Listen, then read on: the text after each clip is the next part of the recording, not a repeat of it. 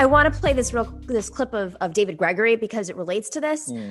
It's not just a problem with Republicans. You still have this media ecosystem. You know, he's the former host of Meet the Press. He's a longtime Washington insider. David Gregory thinks that the focus should be on the far left as well. His idea of the far left. Let's play that clip. I'm losing my mind with these people. Congress moves slowly, and there's difficult politics. So modern executives, modern presidents want to use the full power of their executive authority to signal change. And in this case, it's also a signal to the left of his party that President Biden's going to come through for you. And mark my words, the Republicans are going to be watching that very closely, saying, oh, yeah, you know, this new president's going to be a captive of the left. Look at those initial executive orders. I mean, what really frustrates me is they make the left out to be this like rabid group of, it's just people who want fair wages, who don't want to be commodified, who are not part of some Ponzi scheme to make Elon Musk the richest man in the world. I think you're taking it too personally.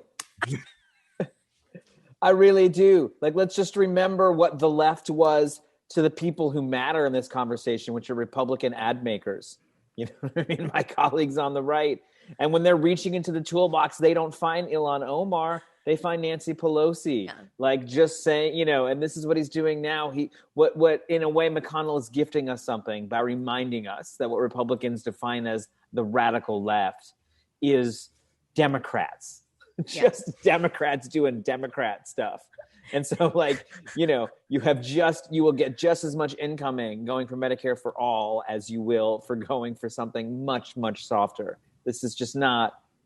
Well, he's responding to like the executive actions of, I don't know, rejoining the Paris Agreement. Like, what planet are these people on? Like, simple. I mean, think about it. Like Arun said, this is Democrats being Democrats in the best sense of the word, right? The things that Biden has done on his first day are emblematic of what Democrats should be doing, right? Here. And going back to FDR, but let's also bring in some conservative Republicans who would have done similar things. So you have Ronald Reagan, a Republican icon, talking about amnesty for immigrants in this country. You're talking about Richard Nixon, who created the EPA.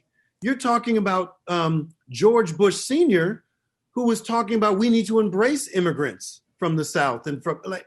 And by the way, regulating NRA. People don't even realize George Bush Sr. was taking on the far right extremism that was about to take over the NRA. Right. So we have Republican icons. We have a consistent record where there was some ideological diversity, not as much, you know, but a lot more than there is today for decades. But they're lionizing Democrats and calling us the far left, you know, for rhetorical and strategic purposes. And they're going to appeal to their base, and that's fine. We're not going to get to most of those folks until any of these policies through the Biden administration start trickling down. And then they say, oh, yeah, I like this. They may not admit it publicly, but they'll say, I don't want to give up my, you know, this or that. Like, no one ever turns back their Social Security money. All the people believe in socialized, don't believe in socialized this or don't believe in socialized that. They believe in social security. No one's handing in those checks. So I think we have the work we have to do has a lot to do with strategic communications and messaging around what we actually believe in. And some of that is going to come from those of us left of most of the people in the Senate to hold them accountable to what the majority of Democratic voters want. And, you know, that's going to be our job in terms of co-governance. Well, I hear what you're saying, and I think that this is one of in this deal that McConnell and Schumer have.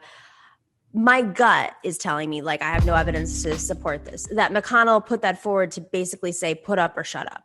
You know, you either we're gonna have this whatever deal, or we're gonna ram everything through because you're gonna have to run around and try to tell Republican voters that you didn't want to give them $2,000 checks per month.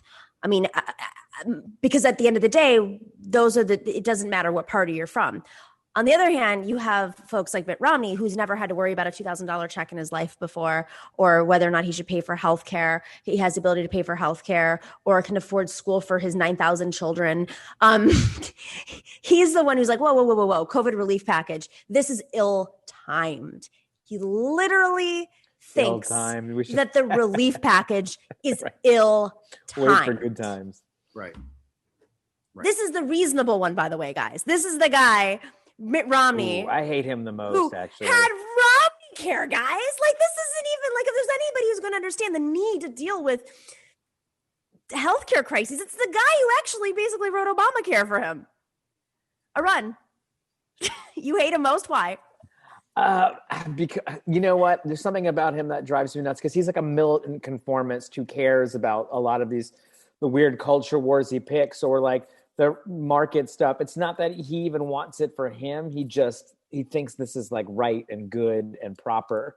So for the same reasons why some of the Trump stuff bothers him, because it's impolite or untoward, he actually thinks that maybe poor people wanting a little more is not just bad policy. It's impolite. It's a bad time. Why are you even asking for this?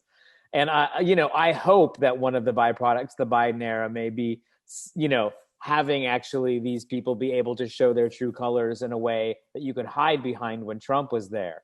I know you're very familiar with Arizona politics. Jeff Flake is just hiding out there being like an anti-Trump Republican who can like launch back into somehow being a reasonable human being. But that is absolutely not the case. Yeah. We have to take the case to Republican voters. We don't have to convince these people who represent them. We know what they want. They want health care. They want to know where their dollars are going when we send people abroad. There's places where we agree, and we have to forge a consensus with people, not with these politicians. When you compromise with politicians, you just get bad policy. I mean, look at Josh Hawley. There were leftists praising him a few months ago because of his partnership with none of these people your friends. Exactly. That's what Mom and Dad told you. Exactly. They're not your friends. He might be able to pair up on one issue with Senator Sanders, but it does not mean that he's an ally to the movement anyway. Right. And we also have to realize, too, that most people don't vote. Mm-hmm. When we say half the country voted for Trump, that's not true. And by the way, in one election, we had record. What about all these other elections? Right. The majority of this country does not vote.